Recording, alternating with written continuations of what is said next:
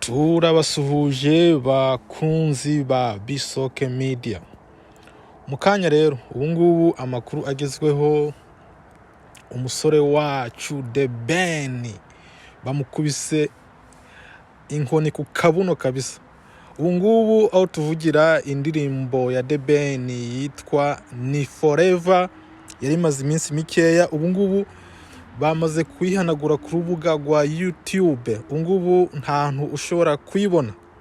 The Ben rero bakaba bamushinja ko iyi ndirimbo ashobora kuba yarayishishuye akayikoresha nta burenganzira yahawe. So niyo makuru agezweho rero. Ubu The Ben ari kurira nk'agahinja, bamukubise inkoni ku kabuno kabisa.